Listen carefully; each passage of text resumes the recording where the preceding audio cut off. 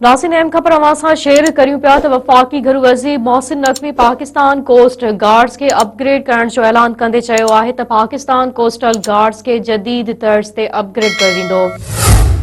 वफ़ाक़ी घरू वज़ीर मोहसिन नक़वी जी सदारत हेठि Pakistan coast guards headquarter Islamabad में इजलास थियो, जंहिंमें घरू खाते जे सेक्रेटरी पाकिस्तान कोस्ट गार्ड्स जे आला अमलदारनि ऐं ऑफिसरनि शिरकत कई। घरू वज़ीर मोहसिन नक़वी पाकिस्तान कोस्ट गार्ड्स के अपग्रेड करण जो ऐलान कंदे चयो त पाकिस्तान कोस्टल गार्ड्स के जदीद तर्ज़ ते अपग्रेड कयो वेंदो। कोस्टल एरिया में स्मगलिंग रोकण लाइ पाकिस्तान कोस्ट गार्ड्स के वधीक मुतहरिक किरदार अदा करणो आहे।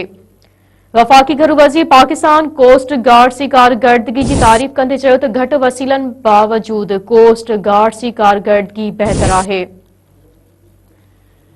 नाज़रीन एक बार ॿीहर अवां सां अहम ख़बर शेयर पिया कयूं। वफ़ाक़ी घरू वज़ीर मोहसिन नक़वी पाकिस्तान कोस्ट गार्ड्स के अपग्रेड करण जो ऐलान कंदे चयो आहे त पाकिस्तान कोस्टल गार्ड्स के जदीद तर्ज़ ते अपग्रेड कयो वेंदो। वफ़ाक़ी घरू वज़ीर मोहसिन नक़वी जी सदारत हेठि Pakistan coast guards headquarter Islamabad में इजलास थियो, जंहिंमें घरू खाते जे सेक्रेटरी पाकिस्तान कोस्ट गार्ड्स जे आला अमलदारनि ऑफिसरनि शिरकत कई। घरू वज़ीर मोहसिन नक़वी पाकिस्तान कोस्ट गार्ड्स के अपग्रेड करण जो ऐलान कंदे चयो त पाकिस्तान कोस्टल गार्ड्स के जदीद तर्ज़ ते अपग्रेड कयो वेंदो। कोस्टल एरिया में स्मगल रोकण लाइ पाकिस्तान कोस्ट गार्ड्स के वधीक मुतहरिक किरदार अदा करणो आहे।